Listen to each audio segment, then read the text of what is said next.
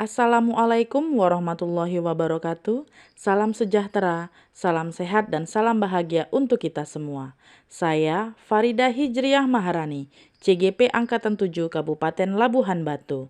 Berikut adalah aksi nyata modul 1.4 Budaya Positif yang saya laksanakan. Di awal pembelajaran semester genap, saya memberikan beberapa pertanyaan pemantik kepada siswa-siswi saya. Pertanyaan meliputi perasaan yang mereka rasakan di semester lalu dan hal-hal yang mereka harapkan terjadi di semester yang akan datang. Hal ini saya lakukan untuk mengetahui kebutuhan belajar yang paling dibutuhkan oleh murid dan sebagai bahan refleksi bagi saya untuk memperbaiki proses pembelajaran yang saya laksanakan.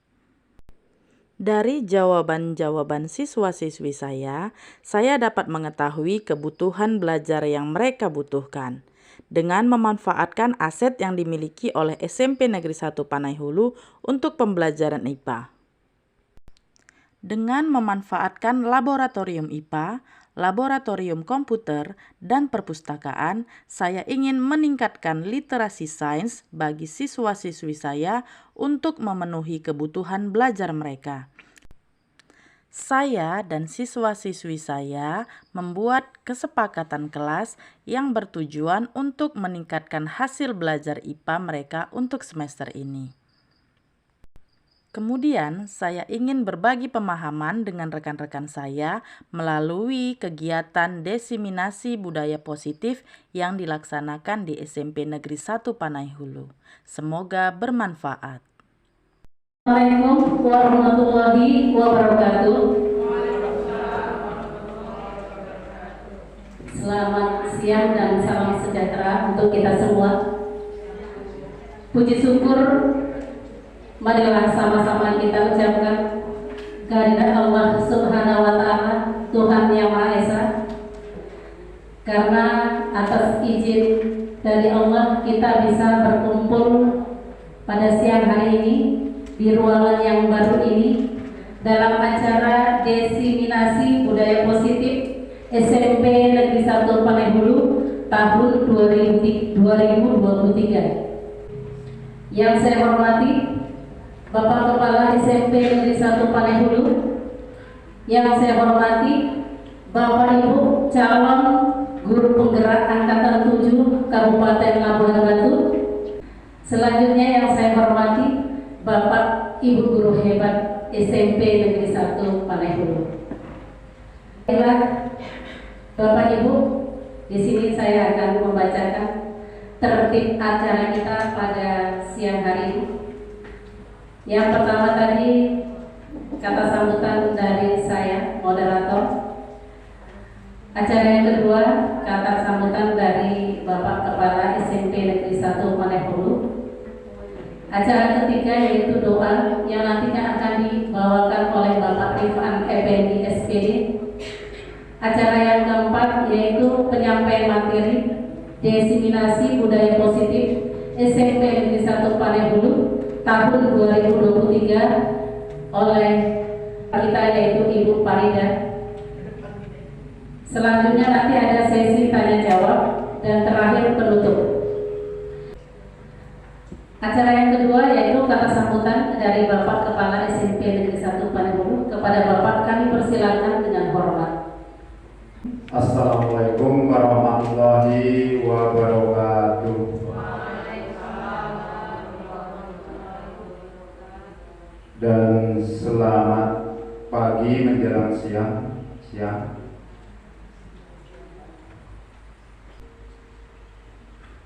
Mari kita mengucapkan puji syukur kehadirat Ilahi sehingga Bapak dan Ibu guru sekalian, Sivitas Akademik SMP Negeri 1 Panai Hulu yang bisa hadir pada hari ini Sabtu 28 Januari 2023, yaitu atas undangan daripada salah satu guru penggerak kita yaitu Ibu Farida Maharani yang nanti akan menyampaikan paparan mengenai diseminasi budaya positif, yaitu dalam menyongsong sekolah penggerak. Selanjutnya, sholawat berangkai salam, mari sama-sama kita sampaikan kehariban Nabi kita Muhammad Rasulullah Sallallahu Alaihi Wasallam dengan memperbanyak amal ibadah kita, baik yang wajib maupun yang sunnah. Mudah-mudahan kita di yaumil mahsyar nanti mendapat syafaatnya. Amin, amin ya rabbal alamin. Bapak Ibu yang saya hormati, terutama rekan-rekan guru penggerak yang sudah hadir pada pagi hari ini, saya ucapkan terima kasih atas kegiatan diseminasi budaya positif yang nanti muaranya akan menyongsong untuk sekolah penggerak kita. Jadi pada pagi hari ini kita baru pertama sekali mengadakan kegiatan seperti ini. Ini merupakan suatu kebanggaan bagi kita semua, khususnya rekan-rekan kerja SMP Negeri 1 Panembulu. Tujuan yang akan kita capai nanti dapatlah kita dukung sepenuhnya, terutama untuk guru-guru SMP Negeri 1 Panembulu. Jadi saya ucapkan banyak terima kasih, terutama kepada rekan kita, yaitu Ibu Farida, kemudian guru penggerak yang lain, Pak Agi. Ibu ini saya belum kenal namanya, yang 2 orang. Mudah-mudahan ini menjadi motivator. Dan kebetulan semalam baru ada kegiatan Zoom pertama sekali untuk kegiatan sekolah penggerak. Kebetulan yang menjadi narasumber itu dari BDGP, kalau dulu LPMP, yaitu Ibu Farida, sama namanya, Ibu Farida. Itu saja, mudah-mudahan apa yang disampaikan oleh Ibu Farida nanti menjadi motivasi bagi kita semua, sehingga kita belajar agar kita sebagai seorang pendidik akan jauh lebih baik lagi. Terima kasih. Wassalamualaikum warahmatullahi wabarakatuh. Baiklah Bapak Ibu, untuk mengambil hikmah kita pada acara hari ini, maka acara selanjutnya yaitu doa yang akan dipimpin oleh Bapak Rifan Effendi SPD. Kepada Bapak kami persilakan dengan hormat. A'udzubillahiminasyaitonirrajim. Bismillahirrahmanirrahim. Alhamdulillahirabbil alamin. Wassalatu wassalamu ala asyrofil anbiya'i wal mursalin wa ala alihi wa sahbihi ajmain. Kami hadir di hadapanmu dalam acara pada hari ini yang telah kami laksanakan di SMP Negeri 1 Panembulu, yaitu dalam rangka diseminasi positif menyongsong SMP 1 Panembulu ini.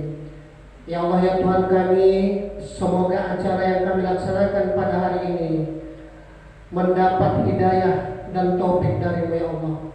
Semoga apa yang kami cita-citakan ini dapat terlaksana dengan baik. Rabbana atina fid dunya hasanah wa fil akhirati hasanah wa qina adzabannar. Walhamdulillahirabbil alamin. Baiklah Bapak Ibu, acara selanjutnya yaitu acara yang kita nanti-nantikan, penyampaian materi diseminasi budaya positif SMP Negeri 1 Panembulu tahun 2023. Ada pantun Bapak Ibu. Membeli dasi di Pulau Bali, membeli bunga dibuat bonsai. Kami persilahkan Ibu Farida memulai presentasi. Mohon disimak hingga selesai.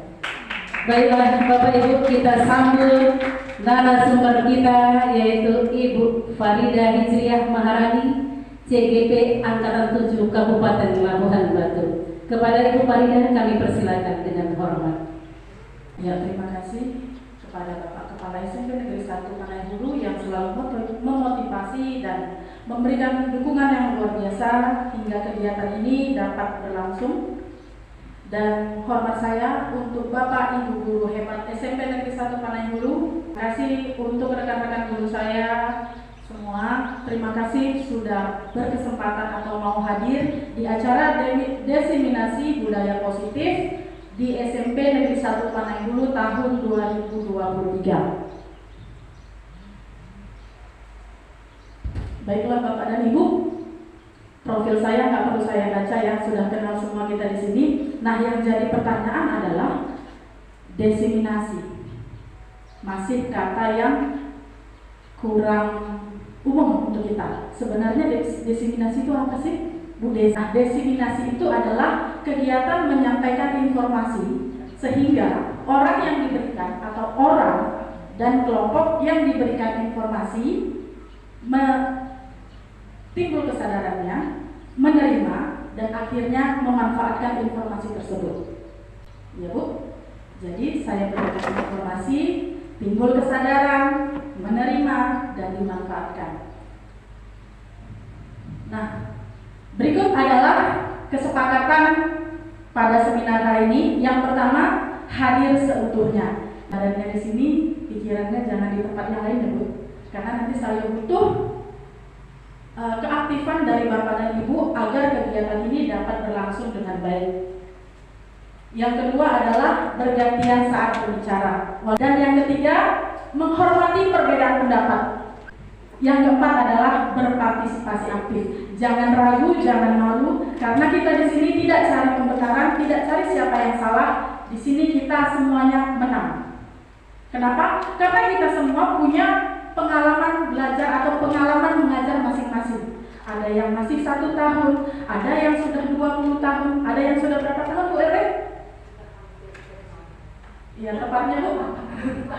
Baiklah Bapak Ibu, sebelum saya memaparkan desiminasi budaya positif, saya ingin merefleksi kembali ingatan kita. Mungkin kita yang sudah sarjana pendidikan, dulu sudah pernah dapat ini di pengantar pendidikan atau filsafat pendidikan. Bapak Pendidikan Nasional kita, Ki Hajar Dewantara, menjelaskan bahwa pendidikan itu adalah menuntut segala kodrat yang ada pada anak-anak. Kodrat itu berarti rahmat dari ilahi ya Bu ya. Nah, kodrat dari ilahi ini ada 2, kodrat alam dan kodrat zaman. Nah, agar anak-anak tadi mendapatkan keselamatan baik sebagai individu maupun sebagai anggota masyarakat. Jadi tugas kita sebagai guru itu sebagai penuntun. Kita nggak boleh merubah dasarnya Bu, kita cuma nuntun. Jadi pendidikan itu hanya dapat menuntun tumbuh atau hidupnya kekuatan kodrat yang ada pada anak-anak agar dapat memperbaiki lakunya, bukan dasar hidup dan tumbuhnya kekuatan kodrat anak. Jadi ibarat padi, satu kampit itu enggak semua bibitnya bagus. Walaupun dia satu tipe, berbeda-beda. Jadi jangan kita paksakan bibit unggul dengan bibit yang tidak unggul itu menghasilkan hasil yang sama.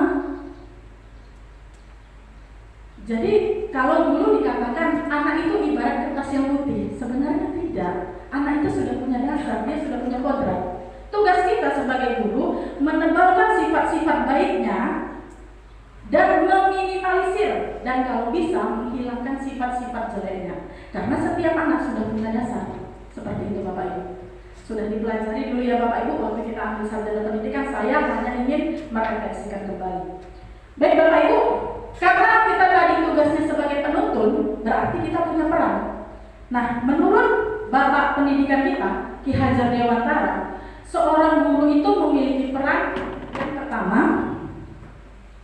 Ingarso Suntelodo, yang berarti Guru sebagai suri teladan siswa. Kita adalah teladan siswa Bapak Ibu. Mereka melihat dan mencontoh kita. Yang kedua adalah ingarsa ingmadya manungkaso, yang artinya guru memberikan motivasi dan semangat.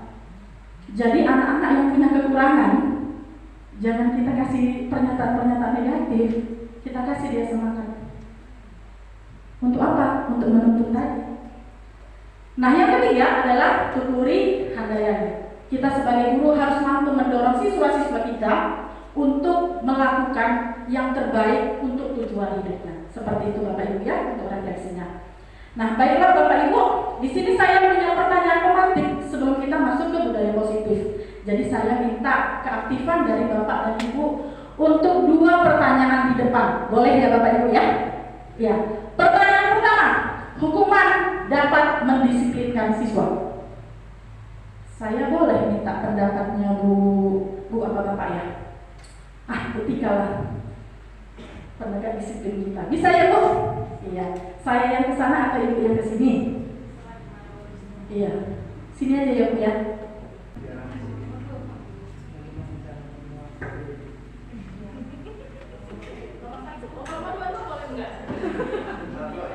Iya, diperkenalkan atau nggak usah Bu? Langsung aja ya. Iya, baik. Kalau menurut saya yang poin nomor 1, hukuman dapat mendisiplinkan murid itu, menurut saya iya, setuju. Yang mana? Karena kita di sini berperan sebagai guru membantu murid untuk dapat berkembang secara optimal dengan sesuai yang diharapkan. Karena apabila murid mengalami masalah, kita tidak memberikan dia hukuman atau kita buat sebagai teguran lah ya, kasih sayang kita sama dia. Jadi dia menurut dia apa yang dilakukan dia itu selalu benar. Jadi kita bisa menegurnya dengan tingkatan. Kita tengok perilaku anak. Ada anak yang bisa dilakukan dengan secara lembut, ada anak yang harus dengan teguran agak sedikit keras, ada anak yang harus diberikan dengan hukuman. Mungkin itu saja yang dapat saya sampaikan. Terima kasih.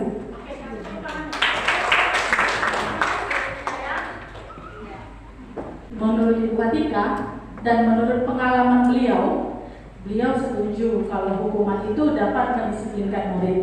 Nah, agar balance, kalau tadi pendapat dari Ibu, maka untuk pertanyaan kedua, saya minta pendapat dari Bapak-Bapak. Iya, Bapak-Bapaknya jangan pura-pura tunduk ya Pak. Ya, Bapak kita yang paling semangat, Pak Ahmad Muflid. Minta pendapatnya Pak untuk pertanyaan kedua. Assalamualaikum warahmatullahi wabarakatuh. Baik, menurut saya yang pada poin kedua ini yaitu memberikan penghargaan dapat meningkatkan motivasi belajar murid. Ya, saya setuju dengan pernyataan yang kedua ini. Karena apa? Karena dengan memberikannya penghargaan terhadap murid ini bisa menjadi motivasi, bukan hanya kepada satu murid, tapi ke murid yang lain.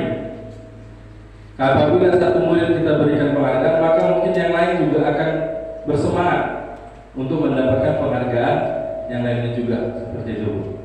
Nah, mungkin itu saja yang dapat saya sampaikan. Terima kasih.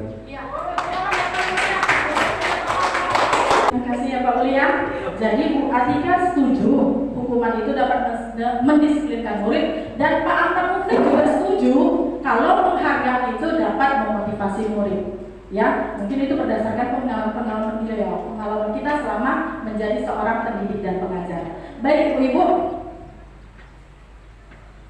Nah, masuklah kita ke budaya positif. Budaya positif itu apa sih? Ya kan Ibu-Ibu? Nah, budaya positif di sekolah adalah nilai-nilai atau kebiasaan-kebiasaan di sekolah yang berpihak pada murid.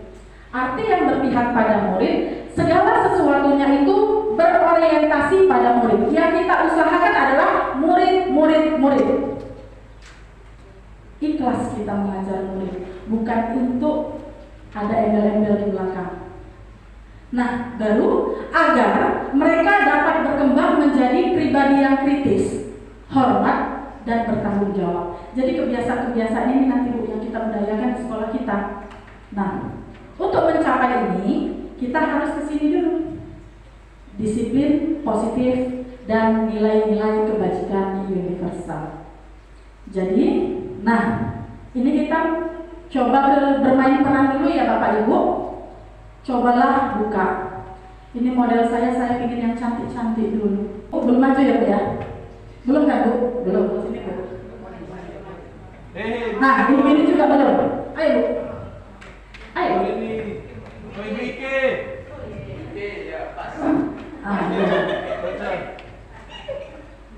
Bisa banget Bu? Oh bisa. Masih langsing ya Bu ya? Masih. Alhamdulillah. Baiklah. Perannya ada A dan B. Saya ambil contohnya Bu Vero. Bu Vero ini si B dan Bu Ike si A. Sudah? Sobeklah secari kertas, tuliskan sesuatu atau benda yang sangat berharga bagi Anda. Silahkan Bu Ike. Apa yang berharga sama Bu Ike? Mami. Masih ada? Apa yang paling berharga ya, Presiden? Sudah? Sudah? Letakkanlah di salah satu tangan Anda dan digenggam dengan segala daya. Buatlah sebuah kepala. Kayak mana Bu kepala Bu? Jangan sampai lemas Pak Pram. Iya. Jangan kasih kendor ya Lawi. Teman Anda B akan mencoba sekuat tenaga dengan berbagai cara untuk meminta Bu Ike membuka kepala tangannya. Bisa dengan cara membujuk, mengancam, menghardik, merayu, dan menyuap. Oh, nampak kali. Apa saja dilakukan agar Bu Ike mau buka tangannya? Kita tengok ya Bu. Bu Ike mau buka enggak ya? Iya. Kasih kosan aja pada Ike, kasih sama Kakak Frans. Sila. Apa mau? Salaman dulu kita. Salaman. Mana kepala tangannya? Ini. Sini, jaga jauh. Apa itu? Adalah sini. Dekat. Apa itu? Cok nengok. Kenapa? Tadi hilang tuh, mana itu? Enggak ya. Warna 50.000 warna biru. Tidak mau. Tidak mau. Tengok dulu. Nggak boleh. Apa ya? Ini apa tuh? Sini lah. Ini Pak Frans loh. Apa itu? Itu kan tiwara yang jatuh tadi kan? Tidak. Iya. Kamu ngambil orang. Ini tiwara berarti. Wagu. Ada bagi-bagi. Buka bentar aja. Orang kasih 5.000. Bentar aja. Iya kan? Bukan apa. Cucu, cucu.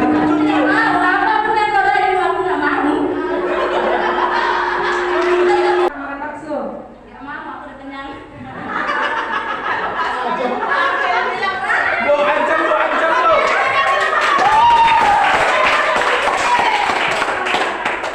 Ya luar biasa Bu Ike mempertahankannya.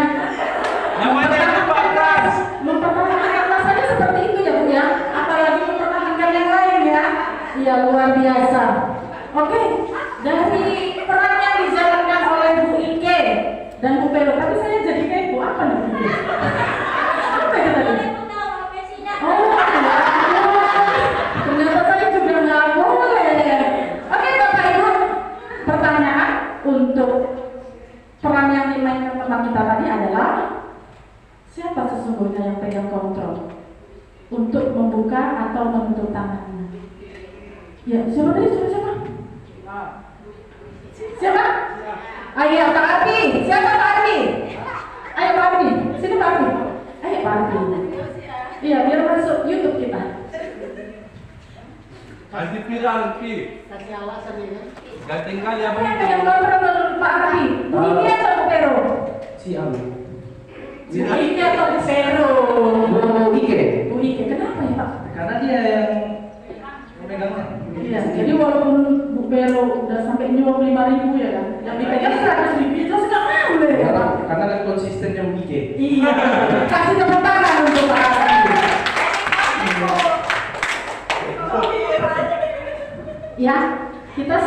yang pegang kontrol Bu Ige?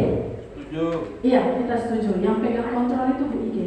Mau apapun yang dilakukan Bu Vero, mau diancamnya dia, mau disuapnya dia, mau dibujuknya, mau dirayunya, mau dikasih taunya kalau mantannya nelpon sama Bapak Sihar,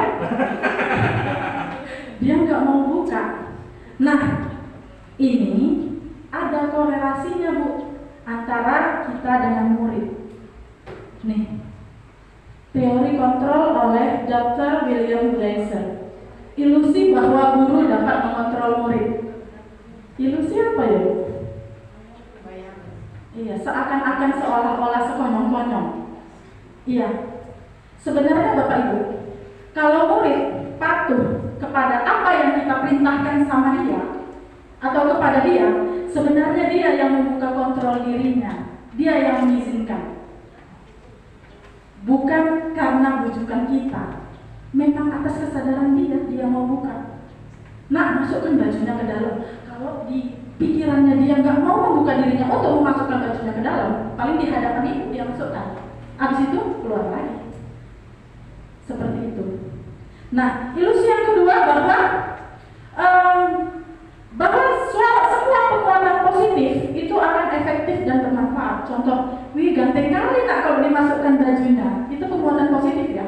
Tapi itu tidak selalu bermanfaat dan tidak selalu efektif. Seperti itu. Dan yang ketiga, ilusi bahwa kritik membuat orang merasa bersalah dapat menguatkan karakter. Oh nak, ibu kecewa kali sama kamu. Janganlah kayak gitu. Berubah kamu ya nak. Itu membuat orang merasa bersalah ya Bu. Nah, kata-kata seperti itu dapat membuat karakter negatif untuk si anak. Dan yang terakhir ilusinya adalah bahwa ternyata orang dewasa memiliki hak untuk memaksa. Kita guru, kita punya hak untuk memaksa. Sebenarnya enggak. Kenapa? Yang punya kontrol itu murid itu sendiri. Jadi Bu, caranya gimana Bu? Caranya ya kita pakai penerapan pendekatan yang efektif untuk dia. Mungkin si Fatih Salam pendekatannya mesti begini, sama si Rena Naria beda lagi, sama si Zahratul Kubra yang memang bibit unggul beda lagi pendekatannya. Jadi seperti itu ya Bapak Ibu. Inilah ilusi-ilusi yang umumnya kita pakai kalau kita itu bisa kontrol murid. Murid itu patuh karena kita kontrol, sebenarnya enggak. Karena dia yang mengizinkan sehingga dia mau ikut perintah kita. Seperti itu. Berikutnya, stimulus respon. Realitas kebutuhan kita sama.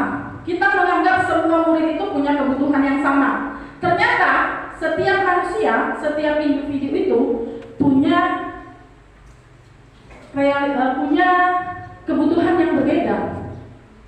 Ada anak yang datang ke sekolah, dia cuma ingin diperhatikan sama gurunya, dia nggak ingin belajar. Cuma pengen, makin ditegur makin senang dia. Oh, yang dibutuhkan dia apa? Iya, berbeda ya. Jadi kita menganggapnya anak datang ke sekolah itu semuanya mau belajar. Jadi kita kasih mereka treatment yang sama, ternyata tidak. Nah yang kedua, semua orang melihat hal yang sama. Saya punya gambaran terhadap ibu ini dengan bapak ini mempunyai gambaran sama ibu ini itu berbeda. Jadi kita nggak bisa menyamakan pandangan kita terhadap sesuatu. Nah berikutnya, perilaku buruk dianggap sebagai suatu kesalahan. Kalau di teori kontrol, semua perilaku memiliki tujuan. Kita contoh ya Bu ya, seseorang mencuri itu salah ya Bu. Kalau kita melihatnya dari stimulus respon. Nah kalau kita kemana-mana ya. Nah, kalau kita di teori kontrol bahwa semua perilaku memiliki tujuan. Jadi sebenarnya tujuan dia mencuri itu ada, cuma tidak terpenuhi kebutuhannya, makanya dia lakukan seperti itu. Nah, kepada anak-anak pun seperti itu, Bu. Dia melakukan perbuatan yang salah itu ada tujuannya. Dia ribut di dalam kelas, entah mau cari perhatian ibunya dia. Cuman kita salah menanggapinya, kan seperti itu. Terus berikutnya Bapak Ibu, sampai ke saya bisa mengontrol orang lain. yang sebenarnya terjadi, hanya Anda yang dapat mengontrol diri Anda sendiri. Jadi kita nggak bisa kontrol orang tuh. Kalaupun dia mau dikontrol, itu atas kemauan dia, bukan paksaan dari kita. Nah, berikutnya, pemaksaan ada pada saat bujukan gagal. Saat dibujuk gagal, Bu Pera tadi bujuk dia gagal, dipaksa. Awas ya, nggak kawan lagi kita. Nah, kalau di teori kontrol, kolaborasi dan konsensus menciptakan pilihan-pilihan baru. Terus di stimulus respon, model berpikirnya ada yang menang, ada yang kalah. Kalau kita di teori kontrol, semua orang menang. Kenapa? Karena setiap anak unik, seunik sidik jarinya. Berikutnya Bapak Ibu. Nah, kita tadi kan bahas disiplin positif. Kita bisa disiplin. Disiplin itu apa sih? Nah, yang pertama, disiplin itu katanya berasal dari bahasa Latin yang artinya belajar. Ternyata disiplin itu artinya belajar, Bapak Ibu. Selama ini kita mengkorelasikan arti disiplin itu adalah sebuah kepatuhan. Disiplin itu harus patuh, seperti itu ya. Nah, disiplin diri membuat orang menggali potensi menuju sebuah tujuan apa yang dia hargai. Namun dalam budaya kita, disiplin itu menjadi sesuatu yang dilakukan seseorang pada orang lain untuk mendapatkan kepatuhan. Kecenderungan umumnya menghubungkan kata disiplin dengan ketidaknyamanan, bukan apa yang kita hargai dan apa tujuan mulianya. Jadi kalau saya disiplin diri, misalnya nih, saya kan agak kelebihan berat badan ya, Bapak Ibu. Kalau saya menghargai diri saya, kelebihan berat badan saya itu akan berdampak pada kesehatan saya. Seharusnya seperti itu motivasinya. Tapi karena saya nggak sadar diri, suami saya turunkan dulu lah berat badanmu, turun 1 kilo 100.000 katanya. Karena saya nggak punya motivasi dalam diri saya untuk kesehatan saya. Betul ya, kalau turun 10 kilo berarti 1 juta. Berarti kalau nanti suami saya nggak kasih reward sama saya, gendut lagi saya. Seperti itu ya Bapak Ibu. Oke, makna kata disiplin. Di mana ada kemerdekaan, disitulah ada disiplin yang kuat. Nah, kita harus paham merdeka ini artinya apa. Merdeka itu apakah artinya kebebasan mutlak yang kita punya, bebas mau ngapa-ngapain tanpa aturan? Menurut Ki Hajar Dewantara, merdeka itu artinya tidak hanya terlepas dari perintah, tetapi juga cakap untuk memerintah dirinya sendiri. Contoh nih, Pak Kepala datang, lonceng langsung masuk saya ke kelas. Sudah, begitu Pak Kepala nggak ada, nggak ada itu Pak. Nanti berarti saya nggak cakap untuk memerintah diri saya sendiri. Saya masih diperintah, saya masih di bawah kontrol. Seperti itu Bapak Ibu. Nah, jadi kalau kita tidak bisa mendisiplinkan diri kita sendiri, maka di sini katanya maka wajiblah penguasa lain mendisiplinkan diri kita. Kalau kita nggak bisa disiplin, berarti ada penguasa lain yang akan mendisiplinkan kita. Di sekolah ini kira-kira siapa penguasa lain yang akan mendisiplinkan kita? Ya, pertama Bu Leni. Mereka tadi ya, kenapa nggak masuk katanya. Yang kedua, penguasa yang lain. Iya. Jadi Bapak Ibu, kalau kita tidak bisa mendisiplinkan diri kita sendiri, maka akan ada orang lain yang akan mendisiplinkan kita seperti itu. Jadi itu arti merdeka ya Bapak Ibu. Arti merdeka adalah kita bebas dari perintah dan cakap untuk memerintah diri kita sendiri. Seperti itu. Nah, di sini ada peta konsep untuk mempelajari disiplin positif. Nanti kita akan belajar teori motivasi, ada 5 posisi guru dan yang lain. Nah, di motivasi ini, motivasi orang untuk berbuat itu ada 2. Ada yang dari dalam dirinya sendiri, namanya motivasi internal. Ada yang dari luar. Nah, kalau yang dari luar itu tahapannya dimulai dari yang paling rendah. untuk menghindari ketidaknyamanan. Saya datang disiplin ke sekolah biar saya nggak dihukum. Berarti motivasi saya hanya saya nggak ingin dihukum, saya menghindari ketidaknyamanan. Nah, di atasnya menghindari ketidaknyamanan, saya ingin dapat penghargaan. Inilah guru terdisiplin, mungkin gitu ya. Nah, kalau masih itu motivasi kita, berarti kita masih punya motivasi eksternal. Sedangkan motivasi internal adalah motivasi yang tumbuh dari diri kita sendiri. Kita menghargai diri kita sebagai pendidik dan seorang pengajar. Kita adalah teladan bagi murid kita. Jadi kita sadar sepenuhnya kalau kita seorang pendidik dan seorang teladan, makanya kita mendisiplinkan diri kita. Tanpa ada siapapun yang mendisiplinkan kita, kita akan hadir tepat waktu, seperti itu. Baiklah Bapak Ibu, berikutnya nilai kebajikan universal. Nilai kebajikan ini menyatakan bahwa setiap perbuatan itu memiliki tujuan. Apapun perbuatan kita itu tujuannya ada. Nah, nilai-nilai kebajikan adalah sifat-sifat positif manusia yang merupakan tujuan mulia yang ingin dicapai oleh individu.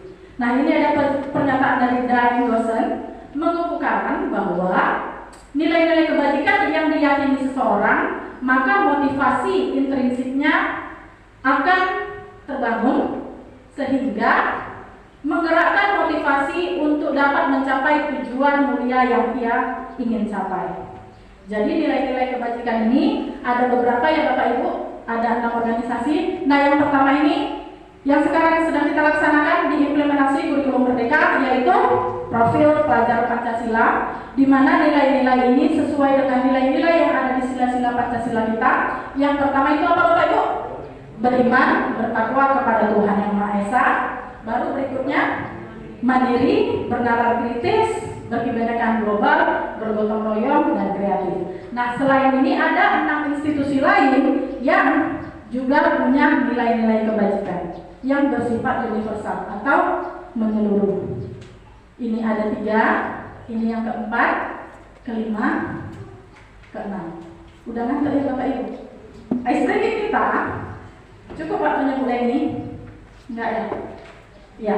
Jadi teori motivasi, hukuman, dan penghargaan.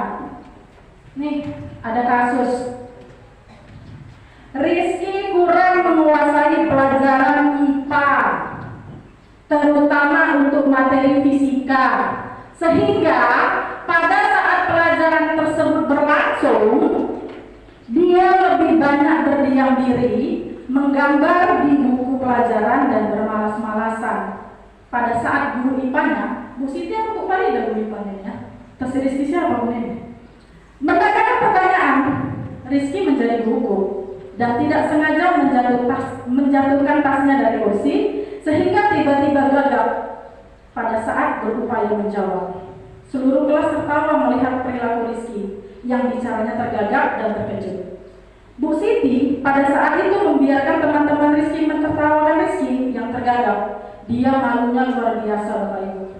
Malahan Rizky diminta untuk maju ke depan, berdiri di depan kelas, mengangkat satu kaki sambil menunjuk hidungnya. Karena tidak bisa menjawab pertanyaan dari Bu Siti. Kelasnya makin gaduh. Anak-anak pun tertawa melihat Rizky di depan kelas memegang ujung hidungnya. Nah, dari kejadian ini Bapak Ibu, ini dia. Apakah Bapak Ibu setuju tindakan Bu Siti terhadap Rizky? Atau saya perlu ulang tadi dialognya? Hah? Tidak setuju ya? Mohon izin untuk senior kami Ibu. Ada pertanyaan selanjutnya Ibu. Mengapa kata Ibu? Ya, terima kasih Bu Farida yang telah beri kesempatan. Menurut saya perbuatan seperti itu tidak benar.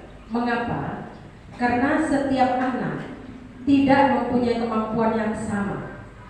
Mungkin di bidang IPA dia tidak mampu, tapi mungkin di bidang lain dia mampu. Jadi pada saat dia tidak mampu, kita tidak berhak mempermalukannya di depan teman-temannya, agar dia punya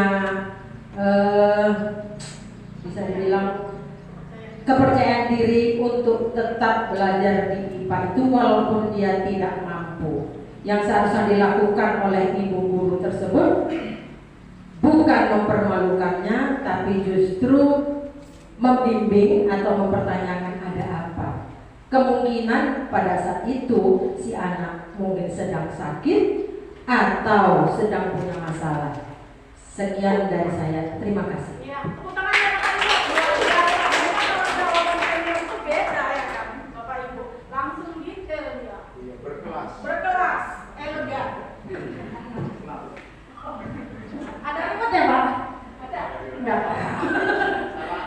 Iya, sudah detail ya jawabannya dari senior kita ya, Bu Roswani. Nah, pertanyaan kedua, menurut Bapak Ibu, tindakan Bu Siti terhadap Rizky adalah sebuah hukuman atau konsekuensi? Ada lagi ekornya, mengapa? Iya. Tadi ibu-ibu, sekarang bapak-bapak. Ini saya minta pendapatnya ya Bu Bubut ya. Iya Pak.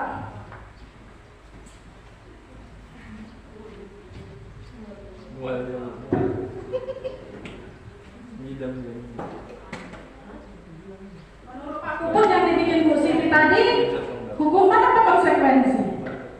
Konsekuensi. Inilah salah satu. Kalau hukuman kenapa?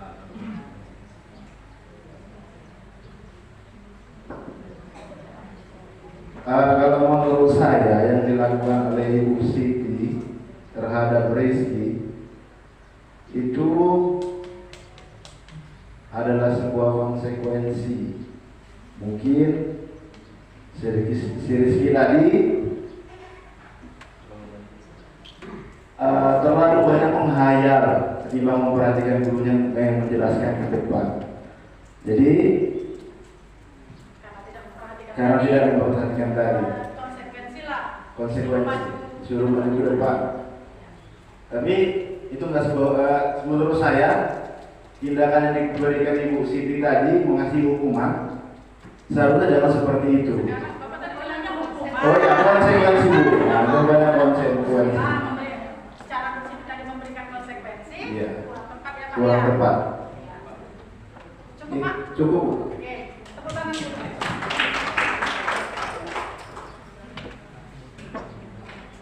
Jadi kalau kita mau tahu itu konsekuensi atau hukuman, kita mesti tahu dulu hukuman itu apa, konsekuensi itu apa. Ya kan Bapak Ibu? Oke. Hukuman bersifat tidak terencana, tiba-tiba, bersifat satu arah, berupa fisik dan psikis. Artinya ini nggak ada di peraturan manapun, suka-suka gurunya. Pas mood dia nggak ngerjakan tugas nggak apa-apa. Pas nggak mood dia disuruh maju ke depan. Bersifat satu arah, semau gurunya saja. Dia nggak mikirkan muridnya mau macam mana. Nah, baru yang ketiga itu bisa menyakiti fisik maupun psikis dia. Betul yang dikatakan senior kita tadi. Kepercayaan dirinya bisa hilang Bu, bisa rusak. Ditertawakan orang satu kelas itu nggak enak loh Bu. Sedangkan kita bicara nggak didengar aja nggak enak, apalagi ditertawakan. Nah, bedanya dengan konsekuensi. Konsekuensi ini sudah terencana, berarti nggak ada perjanjian antara guru sama muridnya. Nah, yang kedua sudah disepakati. Mulai besok ya Nak. Kalau ada yang begini-begini, ini pendapat kalian apa? Pendapat saya apa? Kita sepakat. Nah, berikutnya diberikan berdasarkan suatu data yang umumnya dapat diukur. Ya Bu. Nah, baru murid tetap dibuat tidak nyaman untuk jangka pendek. Konsekuensi, murid tetap nggak nyaman, tapi hanya dalam jangka pendek. Kenapa? Karena dia sudah tahu peraturannya dari awal. Nah, yang berikutnya adalah guru memonitor murid. Kita sebagai pemantau, tengok dia salah enggak, seperti itu. Jadi itu bedanya ya Pak Bubut ya, antara hukuman dengan konsekuensi. Jadi kalau kita kasihnya tiba-tiba, itu hukuman. Tapi kalau ada kesepakatan kita di awal, berarti itu konsekuensi. Dihukum oleh penghargaan. Saat kita berulang kali menjanjikan hadiah. Pertanyaan pemantik tadi ya. Saat kita berulang kali menjanjikan hadiah kepada anak-anak agar berperilaku bertanggung jawab, atau kepada seorang murid agar mempelajari sesuatu yang baru, atau kepada seorang karyawan agar melakukan pekerjaan yang berkualitas, maka kita sedang berasumsi bahwa mereka tidak dapat melakukannya atau mereka tidak akan memilih untuk melakukannya. Artinya kita memberikan penghargaan karena kita yakin mereka nggak akan mau belajar kalau kita kasih penghargaan. Jadi Bapak Ibu, kalau kita mau kasih penghargaan sama anak, itu jangkanya pendek aja, hanya untuk menumbuhkan motivasi dia saja, jangan berulang-ulang. Nanti dia ketergantungan, nggak punya motivasi dalam dirinya. Boleh kasih penghargaan, boleh, tapi sifatnya hanya untuk menumbuhkan motivasi, bukan terus-menerus. Seperti itu ya Bapak Ibu. Nah, baru berikutnya, penghargaan maupun hukuman adalah cara-cara mengontrol perilaku seseorang yang sebenarnya menghancurkan proses pembelajaran itu sendiri. Jadi anak-anak kalau sering dikasih reward, nggak usah anak-anak, saya sendiri kalau sering dikasih reward, terakhirnya saya mau mencoba hal yang diperintahkan, bukan keinginan saya, bukan kemauan saya, tapi semata-mata hanya ingin dapat penghargaan. Baru tindakan belajar itu sendiri adalah penghargaan sesungguhnya. Sebenarnya penghargaan itu Bapak Ibu, anak-anak kita yang ranking, sebenarnya proses belajar dia itulah yang jadi penghargaan untuk dirinya sendiri. Karena dunia ini akan ramah kalau kita punya ilmu. Dunia ini akan kejam kalau kita nggak punya ilmu. Apalagi punya duit, ya kan Bu? Nah, baru yang terakhir, tindakan memberikan penghargaan nilainya sama dengan memberikan hukuman. Artinya Bu, murid kita kan, kalau dipanggil lah juara 1 setiap semester, juara 1 ini, juara 2 ini, juara 3 ini, yang juara 4 Bu, merasa terhukum dia. Kok bisa dia? Kok enggak saya? Ternyata penghargaan bagi si A itu adalah hukuman bagi si B. Penghargaan itu hadiah untuk yang mendapatkannya, tapi hukuman untuk orang yang enggak dapat. Seperti itu ya Bapak Ibu. Nah, baru nih, penghargaan itu pengaruhnya jangka pendek. Baru penghargaan itu tidak efektif. Penghargaan itu dapat merusak hubungan. Ini jelas ya. Antara orang yang dapat sama yang tidak, ini dapat merusak hubungan. Ada sifat irinya, ada sifat dengkinya. Merasa dia lebih baik, pandangan dia. Yang menilai kan ada. Nah, berikutnya, penghargaan mengurangi ketepatan, baru penghargaan ini menurunkan kualitas. Artinya apa Bu? Nggak usah belajar keras-keras sekali, yang kayak gini aja udah dapat. Pokoknya dihargai, sudah. Pokoknya dikerjakan saja Bu. Baru berikutnya adalah penghargaan mematikan kreativitas. Nah, yang berikutnya penghargaan menghukum seperti yang saya jelaskan tadi. Baru motivasi dalam diri anak itu tidak terbentuk karena dia semata-mata hanya ingin dapat penghargaan. Nah, ini ada contoh studi kasus Bapak Ibu. Mencatat 100 kali di dalam buku, saya tidak akan terlambat lagi ke sekolah, termasuk hukuman atau konsekuensi. Ya. Sekolah, konsekuensi karena udah ada. Iya. Ayo Bu. Bunda Kori. Depannya Bu, di sini aja. Tapi biasa artis Bu. Ya, terima kasih Bu. Ya, menurut saya kalau yang poin pertama itu konsekuensi ya Bu, karena dia udah ada teken kontraknya. Kalau dia terlambat ke sekolah berarti mencatat 100 kali itu perjanjiannya Bu. Udah menurut saya Bu. Sudah ada datanya Bu. Tadi kan kita bilang konsekuensi dan diukur dan punya data. Iya Bu. Tapi kan ada juga di situ dia dibilang kalau udah ada perjanjiannya gitu Bu. Karena itu kan ada karena terlambat ke sekolah, berarti dia disuruh nulis 100 kali karena dia terlambat gitu. Menurut saya Bu. Oh iya, menurut saya. Kasih tepuk tangan Pak. Terima kasih. Oke, langsung ya kita lompati aja ya. Membersihkan tumpahan air di meja tulis karena tersenggol pada saat belajar, termasuk hukuman atau konsekuensi? Ya, nih, ibu kita yang cantik. Ayo, dia bergumam. Nanti nggak bisa tidur pula ibu, nggak saya kasih kesempatan bicara kan? Membersihkan tumpahan air di meja tulis karena tersenggol pada saat belajar. Karena dia menumpahkan, dia membersihkan. Jadi termasuk Berarti itu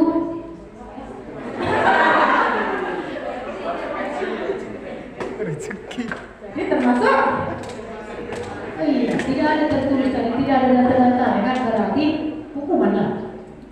Iya kan? Dia menumpahkan, dia membersihkan. Kalau menurutku begitu. menurut Bu Halimah intinya hukuman. Siapa yang memikul, gimana? Siapa yang tangan memikul yang mencincang, kayak gitu. Iya Pak, disamarkan juga dulu ya Pak. Iya. Oke. Baru memikul, ya cuma yang istilahnya itu ya. Kesalahan dia jangan ditumpahkan ke orang lain. Yang nyenggol, berarti dia yang membersihkan. Nanti hukuman dia kayak gitu. Tepuk tangan untuk Bu Halimah. Ya. Tapi Bapak ini tidak sabar kali. Takutnya nggak. Tadi Bapak ini langsung enggak. Ini pendapat yang mana, Bu? Pendapat untuk membersihkan tumpahan air di meja tulis karena tersenggol pada saat. Ini harus kita cari tahu dulu yang menumpahkan siapa. Kalau yang menumpahkan dirinya sendiri, ya konsekuensinya ya harus dibersihkan. Berarti konsekuensi bukan hukuman, kan itu? Hargai perbedaan pendapat. Tapi kalau menurut saya, walaupun menurut saya kan ada yang benarnya yang mana kan itu? Apakah hukuman atau konsekuensi? Tapi karena dia yang berbuat ya dia yang menjawab, berarti konsekuensi bukan hukuman. Saya kira itu saja. Pak, coba kasih di sebelah. Bapak ini kayaknya mau ngomong juga Pak. Gimana Pak? Ya, terima kasih Bu Farida atas kesempatannya. Membersihkan tumpahan air di meja tulis saat tersenggol pada saat belajar. Ya, ini tergantung ya. Kalau memang jawaban Ibu juga benar, kalau jawaban Bapak kepala sekolah juga benar, tergantung kesepakatan. Kalau di awal tadi betul alasannya membersihkan tumpahan itu, kalau yang membersihkan itu yang bersangkutan yang berbuat itu konsekuensi, karena di awal kan sudah ada, mungkin tergantung kesepakatan, kembali lagi tergantung kesepakatan guru yang sudah menekankan di awal. Nah, jika ada seperti ini tanggung jawab ya, ada nilai tanggung jawab anak. Kalau kita yang berbuat, kita yang bertanggung jawab. Itu ada kesepakatan kelas mungkin di awal. Nah, kalau ini terjadi itu konsekuensi. Tetapi kalau sebelumnya tidak ada kesepakatan, itu menjadi sebuah hukuman. Mungkin itu yang bisa saya sampaikan. Terima kasih. Assalamualaikum warahmatullahi wabarakatuh. Ya, kita tepuk tangan dulu. Kita kasih aplaus untuk Bu Halimah, Bapak Kepala SMP Negeri 1 Panai Hulu dengan Bapak Giatno. Jadi memang jauh. Oh, enggak puas Ibu ini. Ayo, jadi apa kan? Ya. Oke Bu. Ini lain dari yang tumpah-tumpahan air. Ini misalnya saya sendiri mengalami. Saya membuat soal 4. Kebetulan pas baris-barisan ini kan 4. Jadi saya minta mengerjakan satu soal itu kelompok ini satu orang maju, kelompok ini 1 orang maju. Misalkan ini nomor 1, nomor 2, nomor 3, nomor 4. Jadi kebetulan yang nomor 1 benar, nomor 2 salah, nomor 3 benar, nomor 4 salah. Tapi sebelumnya saya sudah kasih tahu, ini anak-anak siapa yang mengerjakan salah, semuanya dapat hukuman, yaitu berdiri di samping dan memonta 5 kali. Ini juga yang saya mau tanyakan, apakah itu konsekuensi atau hukuman? Terima kasih.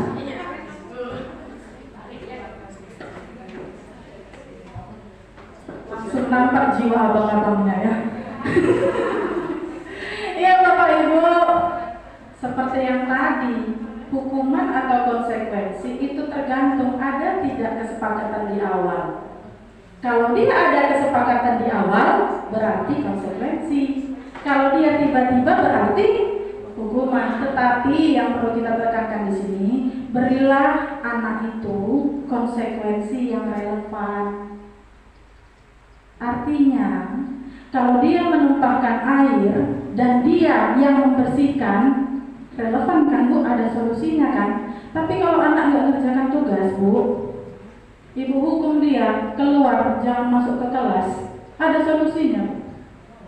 Nggak ada. Nggak relevan. Seperti itu ya Bapak Ibu ya. Oke, kita lanjut ya Bapak Ibu. Ya, jadi kalau kita kasih hukuman kepada seorang anak itu dapat membentuk identitas gagal pada anak.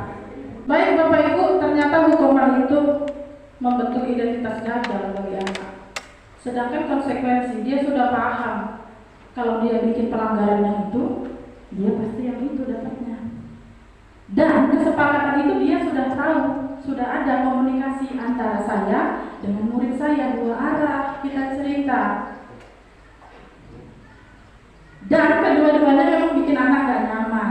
Tapi kan kalau ke konsekuensi, dia kan tidak nyamannya dalam jangka pendek. Nah, nanti ada pilihan yang terbaik Bapak Ibu, namanya restitusi. Itu kita pelajari nanti. Oke Bapak Ibu. Iya. Jadi kalau saya kasih SBQ, wah. Ya Bapak Ibu, restitusi. Kalau tadi kita belajar hukuman konsekuensi, sekarang kita belajar apa itu konsekuensi. Nah, konsekuensi itu adalah kondisi murid untuk memperbaiki kesalahan mereka, sehingga mereka bisa kembali pada kelompok mereka dengan karakter yang lebih kuat. Restitusi adalah proses kolaboratif yang mengajarkan pada murid untuk mencari solusi untuk masalah mereka dan membantu murid untuk berpikir orang seperti apa yang mereka ingin atau tujuan mulia seperti apa dan bagaimana mereka harus memperlakukan orang lain. Jadi saat anak melakukan kesalahan, kita suruh dia berpikir mencari solusinya sehingga dia ingin jadi orang seperti apa dan kita kembalikan dia lagi ke kelompoknya dengan karakter yang lebih kuat. Nah Bapak Ibu, restitusi itu bukanlah menebus kesalahan, namun belajar dari kesalahan, memperbaiki hubungan, merupakan tawaran, bukan paksaan. Restitusi itu menuntut untuk melihat ke dalam diri. Restitusi itu mencari kebutuhan dasar yang mendasari tindakan. Restitusi diri adalah cara yang paling baik sampai ke bawah. Restitusi mengembalikan pada murid yang berbuat salah pada kelompoknya. Nah, keyakinan kelas. Mengapa tidak peraturan saja? Mengapa harus keyakinan kelas? Ini ada pertanyaan pertama. Mengapa kita memiliki peraturan harus menggunakan helm bila mengendarai kendaraan roda 2? Yang biasa suka balap siapa ya Bapak Ibu?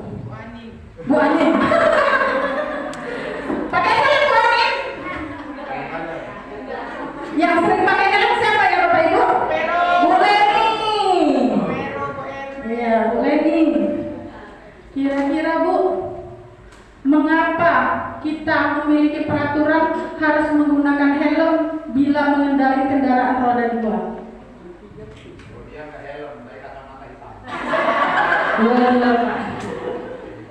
Mengapa kita harus memiliki peraturan menggunakan helm?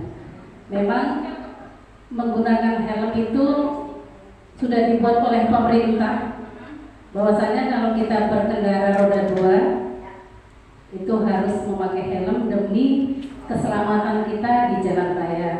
Itu yang pertama, kalau saya demi keselamatan. Yang kedua, demi terhindar dari debu, polusi, juga sinar matahari. Sudah saya pakai helm saja muka saya masih begini, apalagi tidak. Nah, itu. Jadi itu tujuannya. Jadi menurut Bu Leni, beliau memakai helm itu karena untuk melindungi diri ya Bu ya. Jadi mau tidak ada polisi, tidak ada tilang, Ibu tetap pakai helm. Tetap.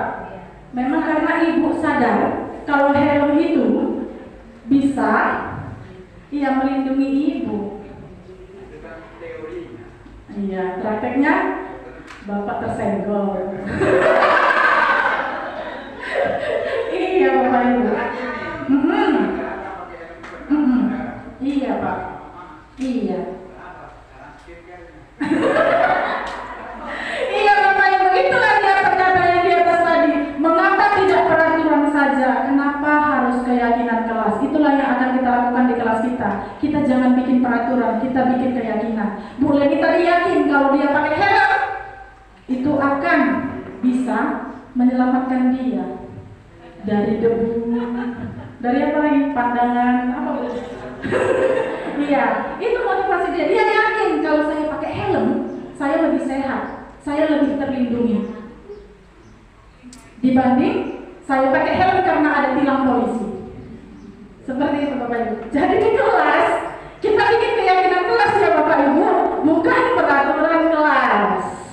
Ya, jadi itu dia. Baru ini, mengapa kita menggunakan peraturan 3M, menggunakan masker, mencuci tangan, dan menjaga jarak 1,5 meter. Ini zaman COVID ya. Ada yang percaya COVID itu ada. Ada yang tidak percaya COVID itu ada. Yang percaya dia lengkap. Ya kan Bu Hermiati? Iya. Oh Ibu ini paling komplit, masker, hand sanitizer, jarak, betul-betul beliau jaga. Kenapa? Karena memang dia sadar betul COVID itu ada. Saya ini sudah senior, imunitas saya sudah agak turun. Jadi untuk melindungi diri saya yakin saya harus pakai masker. Bukan dipakai masker karena ada razia di Simpang, yang nggak pakai masker di stop. Ya kan Bu? Iya seperti itu. Jadi di kelas Bu, kita bikin keyakinan kelas Bu, bukan peraturan kelas. Nah keyakinan kelas itu yang macam mana? Ini budaya positif. Jadi kita buat dulu ini dia, ke peraturan kelas. Itu yang paling rendah.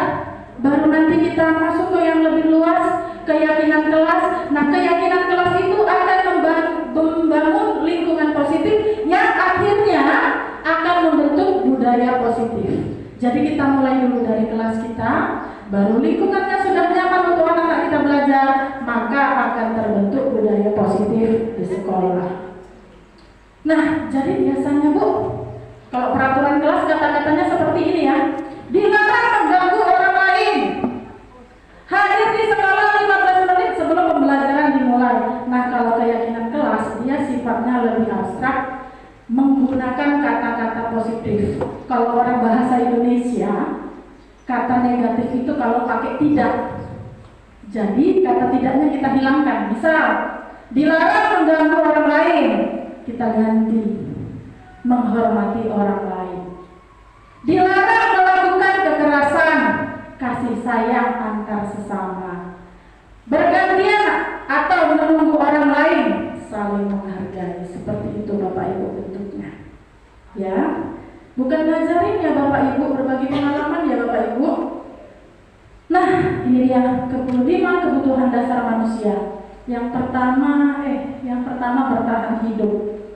Jadi Bu, tadi kan kita sudah belajar setiap tindakan atau perbuatan itu punya tujuan untuk memenuhi kebutuhannya. Jadi saat dia melanggar, ada kebutuhan dia yang tidak terpenuhi. Kebutuhan yang pertama adalah kebutuhan bertahan hidup. Sudah tahu ya Ibu, bertahan hidup ya. Kebutuhan kedua adalah kesenangan. Yang ketiga adalah kasih sayang dan rasa diterima. Yang keempat penguasaan dan kebebasan. Hampir lupa saya. Ada kuesioner saya Bapak Ibu. Saya minta perwakilan. Ini ada 10. Nah Bapak Ibu, di depan Bapak Ibu sudah ada kuesioner saya kasih. Di situ ada 40 pernyataan. Udah bosan Pak Kepala.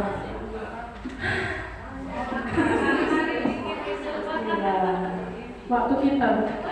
Ya, di situ ada 40 pertanyaan. Jadi di situ Bu, setiap pernyataan ada angkanya ya, ada skornya ya. Nah, di checklist boleh, disilang boleh, dilingkari boleh. Pilih satu aja Bu, satu pernyataan, skornya satu aja yang dipilih. Maksudnya pilih salah satu. Nah, setiap per 10 pernyataan nanti skornya dijumlahkan. Oke, kita masuk ke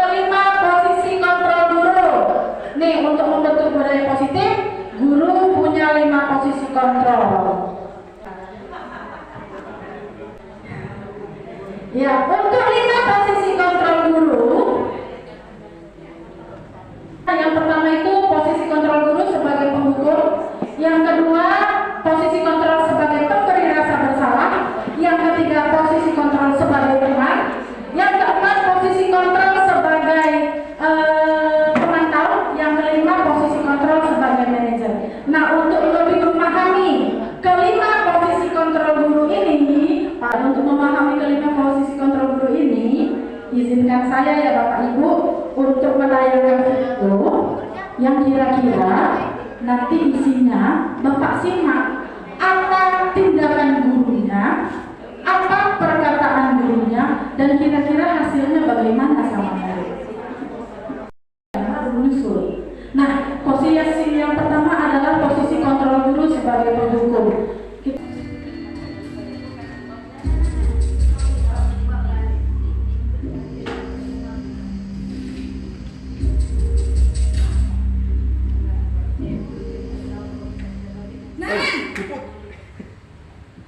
Sini kamu. Selalu terlambat. Kamu deh pasti terlambat. Maaf Bu, saya Apa? Apa coba? Alasan kamu apa lagi? Kapan sih kamu tidak terlambat? Malas sekali ya kamu jadi anak. saya Dasar pemalas. Gak kapok-kapok sih kamu. Sudah berapa kali terlambat? Sana, kamu keliling lapangan basket 2 kali. kenapa saya harus keliling lapangan basket Bu? Kenapa? Kamu melawan ibu. Berani-beraninya jawab. Sudah terlambat, masih berani jawab pula. Sekarang, keliling lapangan basket 5 kali sekalian. Biar kapok. Cepat. Pergi sana ke lapangan basket. Ya Bapak Ibu, sudah dilihat, sudah diresapi. Sudah. Baik Bapak Ibu, tindakan gurunya tadi yang baik Bapak Ibu. Iya, posisi kontrolnya sebagai penghukum dengan ciri-ciri kalau bertindak seperti tadi ya Bapak Ibu ya, kata-katanya kasar, nunjuk-nunjuk, tidak kasih kesempatan anak untuk berbicara. Anak berbicara mengungkapkan pendapatnya salah, dan sanksi atau hukuman yang dia berikan gak relevan sama kesalahannya. Dia terlambat, tapi disuruh keliling lapangan. Ya kan Bapak Ibu? Nah, kalaulah seperti ini posisi kita Bapak Ibu, maka murid yang kita hasilkan itu punya identitas gagal. Dia akan menyalahkan dirinya sendiri. Dan yang lebih fatal lagi, dia punya hubungan yang tidak baik dengan gurunya. Seperti itu. Dia menganggap gurunya itu musuhnya, padahal tidak seperti itu. Kita itu bermutu. Nah, sekarang kita masuk ke posisi yang kedua sebagai posisi pembuat rasa bersalah.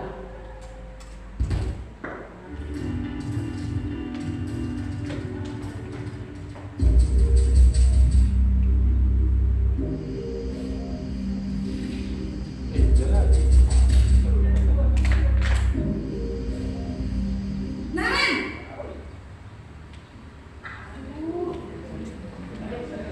Selamat pagi Bu. Naren, kamu kenapa terlambat lagi, nak? Ya Tuhan, Naren, kamu senang ya bikin ibu susah ya? Kalau kamu terlambat lagi, nanti ibu yang ditegur bapak kepala sekolah, nak. Disangka ibu tidak bisa membina kamu. Duh, gimana ini? Maaf Bu, Duh Gusti Naren, kamu suka ya kalau ibu ditegur bapak kepala sekolah? Terus, sekarang ibu harus tulis apa yang di buku absen? Ini kamu sudah sering terlambat loh. Ibu harus apa coba? maaf Bu, maaf sekali. Ya sudah, lain kali jangan bikin ibu susah lagi ya nak ya. Ibu tidak akan kuat lagi kalau kamu begini terus. Bisa jantungan kalau ibu tegur bapak kepala sekolah. Sana cepat kelas. Maaf ya Bu. Maaf sekali.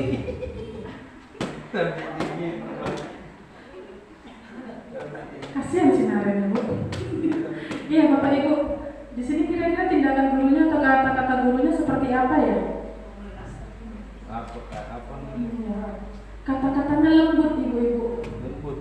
Tapi menyudutkan. Membuat anak merasa bersalah karena saya Ibu itu dimarahi kepala sekolah. Nah ini pun Bu, kalau kita terapkan Ibu-ibu, identitas gagal juga sama anak Bu. Dia merasa dirinya itu bersalah terus. Dia nggak punya motivasi positif. Oh saya salah, saya akan terus salah. Kan seperti itu. Jadi Bapak Ibu, jangan juga kita lakukan ini ya. Hindari ya Bapak Ibu ya. Nah yang ketiga ya Bapak Ibu, masih si Naren.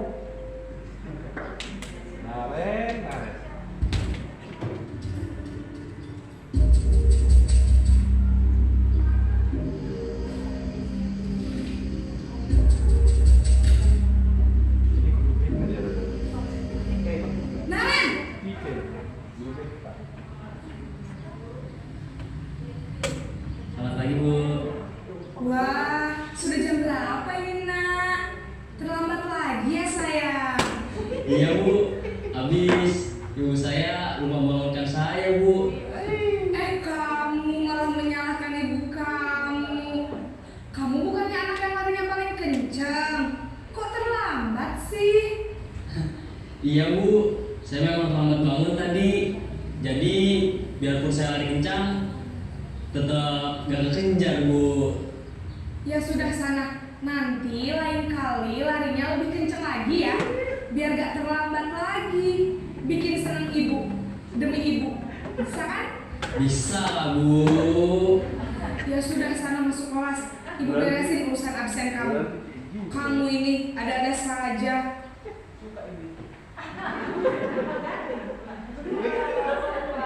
Ya udah agak tersenyum sedikit ya Bapak Ibu ya.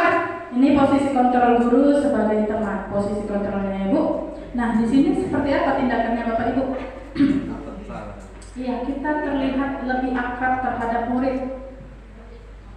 Kata-katanya lebih ekspresif, kita welcome, kita membuatkan alasan-alasan kebenaran bagi dia. Dengan kata ayolah demi ibu. Iya, tapi hasilnya Bapak Ibu, ini anak mau seperti ini kontrolnya, itu hanya pada guru-guru tertentu saja. Ketergantungan dia, guru tertentu. Nah, baiklah Bapak Ibu, kita masih sama si Naren untuk di posisi kontrol keempat.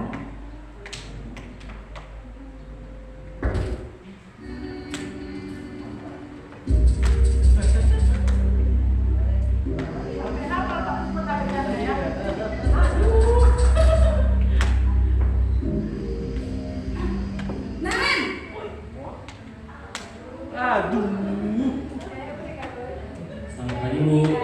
Naren, apa peraturan sekolah kita tentang jam berapa kita harus masuk sekolah, Nak? Kita harus di sekolah jam 7, Bu. Iya betul, sekarang sudah jam 7.20. Naren sudah tahu konsekuensinya jika terlambat hadir. Paham, Bu. Saya harus tinggal kelas pas jam istirahat selama 20 menit. Iya benar, konsekuensinya demikian.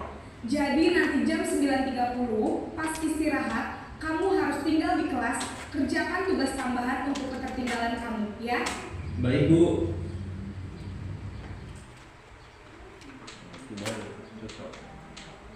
Ya Bapak Ibu, bagaimana?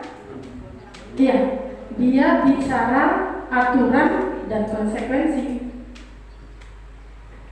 Ya Bapak Ibu, jadi dia punya data, dia punya aturannya. Jadi kalau tidak begini, kamu harus begini.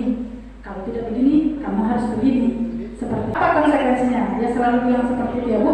Dan tadi dia ngasih konsekuensinya juga relevan sama kesalahannya. Kalau terlambat ya berarti jam istirahat dia nggak boleh istirahat Bapak Ibu untuk mengejar ketertinggalannya tadi. Nah ini dia posisi yang kelima.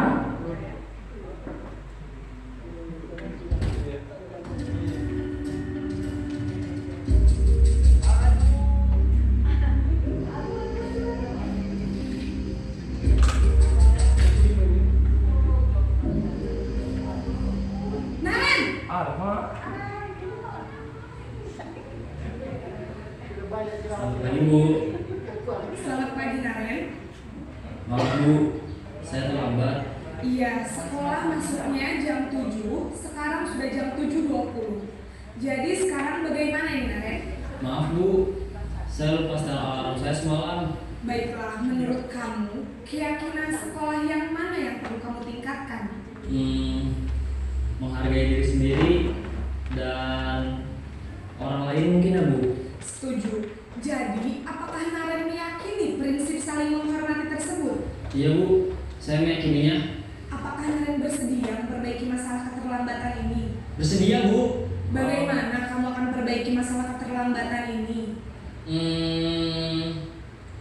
Saya akan coba untuk tidak lupa menyetel alarm saya Bu.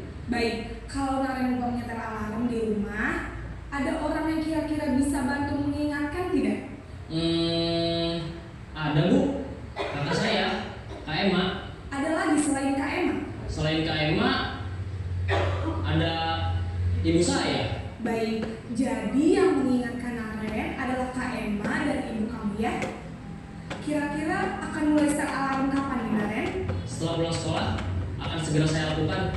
Baik, jadi Naren akan setel alarm untuk bangun besok pagi dan akan diingatkan oleh kakak dan ibunda Naren ya.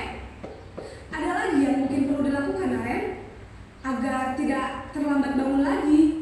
Tidak ada Bu. Baik Naren, terima kasih untuk kerjasama kamu. Sekarang kamu perlu kembali ke kelas untuk belajar. Baik Bu, terima kasih. Sudah jumpa ya Bu perbedaan kelima posisi kita tadi ya Bu ya.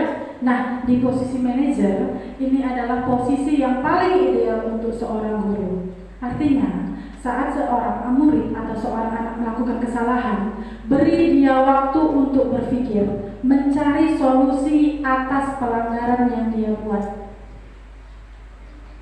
Semisal seperti tadi kan si Naren yang bolak-balik terlambat setelah alarm, atau orang lain suruh membangunkan dia kasih solusi untuk dirinya sendiri.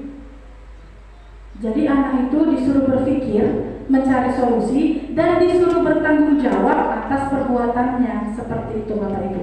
Namun ada kalanya, kita kan ingin posisi kita semua ideal ya Bapak Ibu, jadi manajer ya. Tetapi kan itu sesuai dengan situasi dan kondisi. Jadi kalau semisal Bapak Ibu tidak bisa menerapkan posisi manajer, turunkan sedikit Bu posisi kontrolnya sebagai seorang pemantau. Berarti kita bicara peraturan dan konsekuensi. Kalau masih kira-kira tidak memungkinkan di posisi pemantau, kita turunkan lagi ke taraf teman. Tetapi hindari posisi kontrol sebagai seorang penghukum dan pembuat rasa bersalah yang akan membentuk identitas gagal pada seorang anak atau murid. Nah, ini yang tadi posisi 5 posisi kontrol yang ada di video tadi. Nah, kalau dia sebagai penghukum nih menghardik, menunjuk-nunjuk, menyakiti dan menyindir. Nah, kalau dia membuat rasa bersalah, ceramah dulu. Lalu dia akan mengatakan, saya sangat kecewa sama kamu. Nah, kalau dia sebagai seorang teman, dia membuat alasan-alasan untuk muridnya. Baru kalau dia seorang pemantau, dia akan menghitung dan mengukur peraturannya. Nah, kalau dia sebagai manajer, nah dia akan mengajukan pertanyaan-pertanyaan bermakna yang dapat membuka pikiran murid atau anak sehingga dia dapat menemukan solusi atas pelanggaran dia tadi, perbuatan dia tadi. Nah, hasilnya, kalau kita sebagai seorang penghukum Bapak Ibu yang perlu kita hindari tadi, anak itu hasilnya Bu, kalau kita jadi posisi seorang penghukum itu memberontak, menyalahkan orang lain, dan yang fatalnya lagi dia jadi sering berbohong karena saking takutnya. Nah, kalau kita jadi posisi pembuat rasa bersalah, dia akan menyembunyikan, menyangkal, dan berbohong. Nah, yang ketiga, sebagai seorang sebagai posisi kontrol teman, dia itu tergantung. Kalau sama guru yang itu, wah luar biasa. tapi hanya pada guru-guru tertentu. Nah, kalau dia posisinya sebagai pemantau, nah dia menyesuaikan diri, sesuaikan peraturannya, konsekuensinya. Yang terakhir, manajer ini untuk menguatkan pribadi si anak tadi. Jadi anak itu melakukan pelanggaran, tujuannya apa, kebutuhannya apa. Jadi kita juga bisa mengasih pertanyaan-pertanyaan bermakna yang dapat membuka pikiran si anak untuk menyelesaikan permasalahannya sendiri. Jadi dampaknya kalau untuk anak, yang pertama dia mengulangi kesalahan untuk seorang hukum. Kalau untuk seorang pembuat rasa bersalah, anaknya jadi merasa rendah diri. Yang ketiga, sebagai seorang teman, anaknya itu lemah. Kenapa? Karena terus bergantung sama orang lain.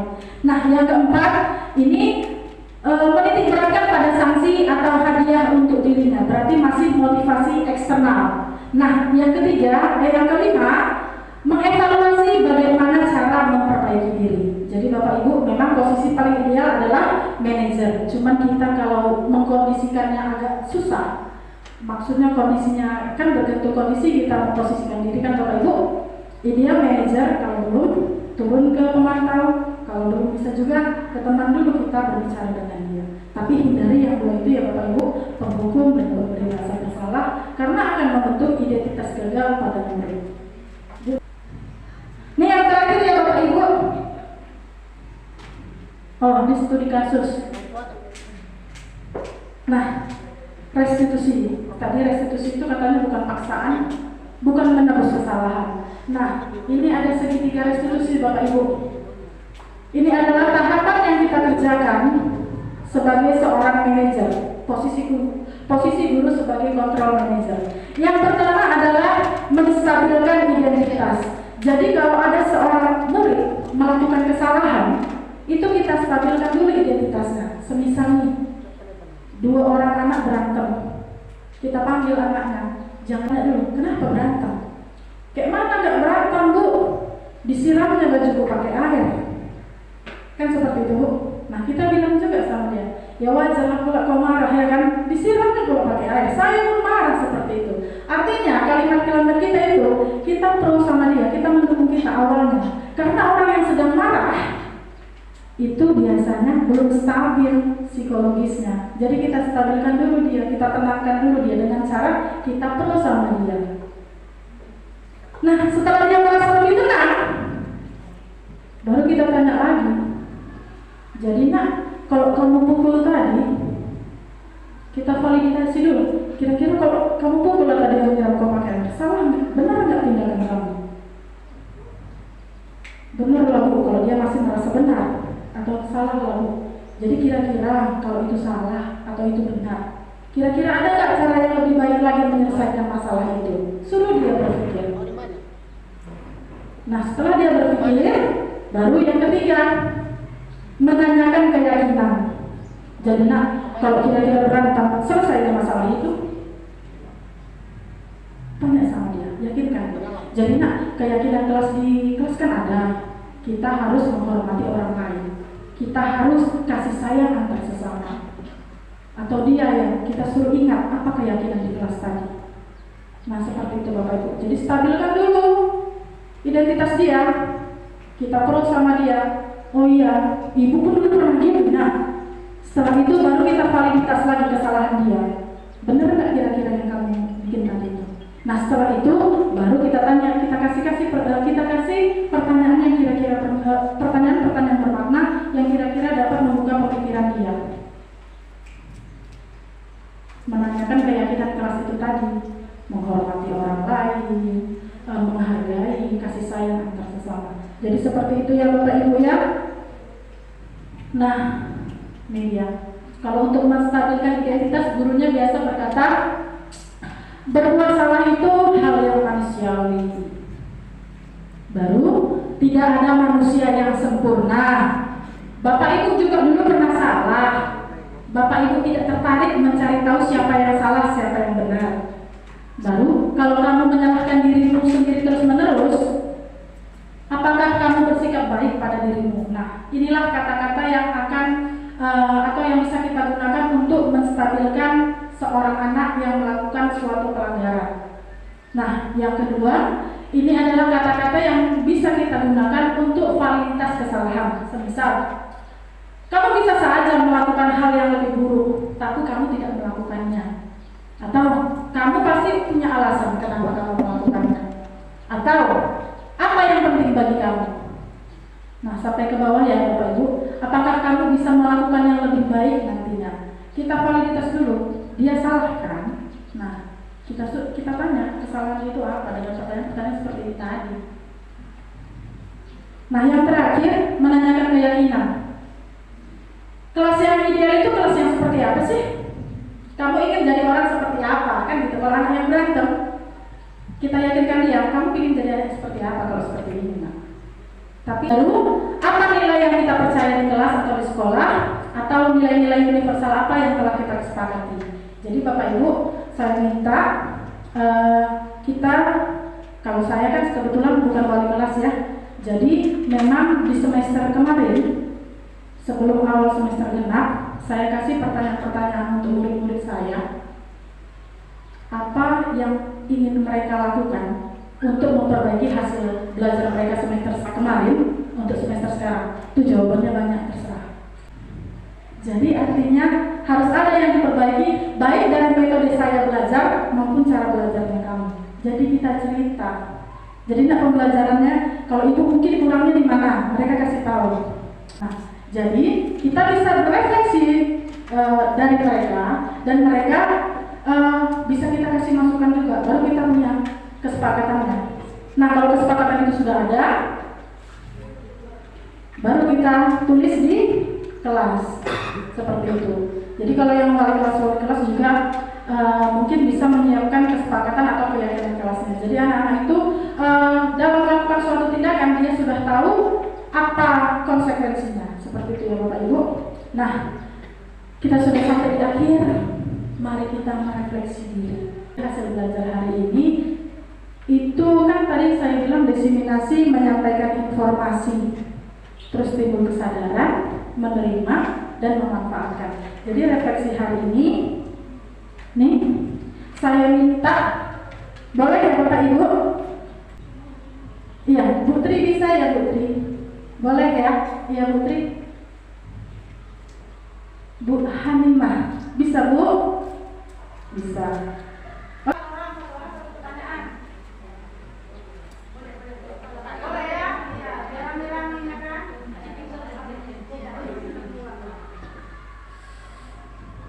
Bu siapa? Bu Yumina. Oh Bu, boleh Bu? Boleh ya Bu ya? Ini tadi pertama, kedua, ketiga, yang keempat. Siapa yang belum pilih? Iya Bu? Bu Herlina. Oh iya belum juga Bu Herlina. Oke Bu, boleh ya Bu ya? Iya.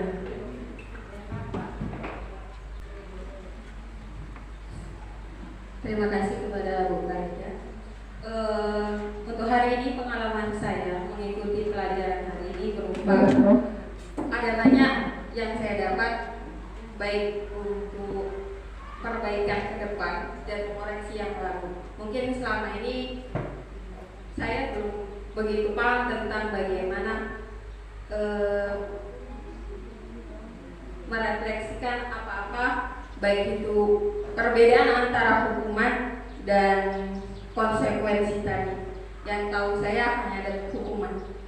Jadi ada banyak pelajaran yang saya dapat hari ini. Terima kasih untuk Ibu Balida dan Bapak Kepala Sekolah.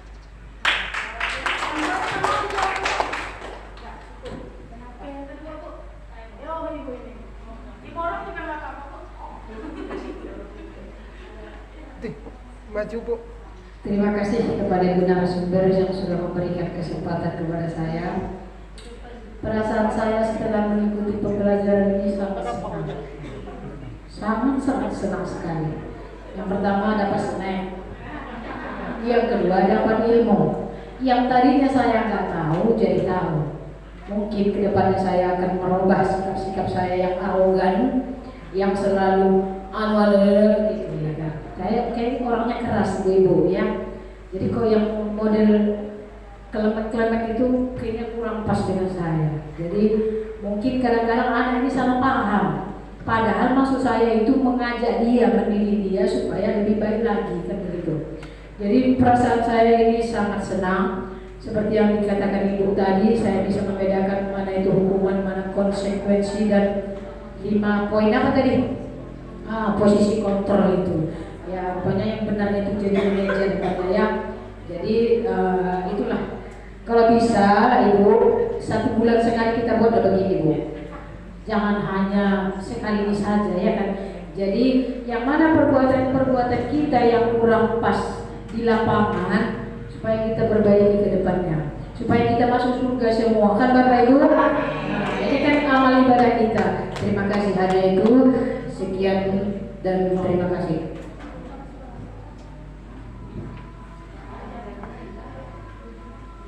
Oke, menurut pendapat saya, pelajaran yang hari ini banyak manfaatnya. Yang harus ditiru itu yang pertama itu yaitu disiplin dan tepat waktu. Karena banyak pelajaran yang saya dapatkan dari video-video atau yang diajarkan Bu Farida tadi, itu harus kita terapkan di sekolah ini, terutama disiplin dan tepat waktu. Menurut saya itu saja. Terima kasih.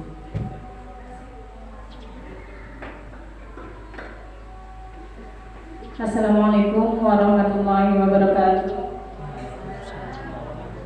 Yang saya dapat pembelajaran hari ini, alhamdulillah, kalau menurut dari pribadi saya Bu, saya pun juga termasuk orang yang banyak kekurangan antara hukuman dan konsekuensi, juga belum bisa membedakan selama ini. Alhamdulillah, mulai dari ini bisa agak sedikit belajar, dan untuk yang akan datang ditingkatkan lagi Bu. Sekian dari saya, terima kasih. Ya, terima kasih tepuk tangan. Ya Bapak Ibu, silahkan duduk kembali. Azan ya Bapak Ibu. Jadi untuk materi hari ini, untuk budaya positif cukup sekian. Semoga bermanfaat. Jika ada kesalahan itu dari saya, tapi saya mohon kepada Bapak Ibu, jangan pandang siapa saya, tapi pandanglah apa yang saya beri kepada Bapak Ibu. Terima kasih untuk kelapangan waktu dan kesempatan yang Bapak Ibu berikan. Saya kembalikan kepada moderator. Wassalamualaikum warahmatullahi wabarakatuh. Oke, Bapak Ibu, sekali lagi kita beri upload yang meriah untuk Bu Farida pada hari ini. Terima kasih. Terima kasih kepada Bu Farida sebagai narasumber pada hari ini yang telah memaparkan begitu banyak hal yang tidak kita tahu menjadi tahu. Apa itu budaya positif, apa itu disiplin, hukuman, konsekuensi, dan lain sebagainya untuk kita semua. Semoga apa yang dipaparkan oleh Ibu tersebut dapat memotivasi kita dalam mendidik, mengajar anak-anak kita, khususnya anak-anak kita di SMP Negeri 1 Palembulu. Kemudian dengan Bu Farida tadi memaparkan hal-hal tersebut sebagai guru penggerak, mungkin di antara kita memotivasi, aku juga ingin jadi Bu Farida sebagai guru penggerak. Ya. Dengan banyaknya guru penggerak di SMP Negeri 1 Palembulu, semoga sekolah kita ini menjadi lebih baik, guru-gurunya banyak guru-guru yang hebat. Tadi harapan Bu Hanifah, kita jangan hari ini saja, untuk yang akan datang, karena sekolah kita akan menjadi sekolah penggerak. Kita harapkan Ibu Farida mau mengajari kita bagaimana cara mengajar yang baik. Itu hari ini sebagai moderator, mungkin ada yang kurang ataupun kesalahan saya mohon maaf. Saya akhiri, wabillahi taufiq wal hidayah. Assalamualaikum warahmatullahi wabarakatuh.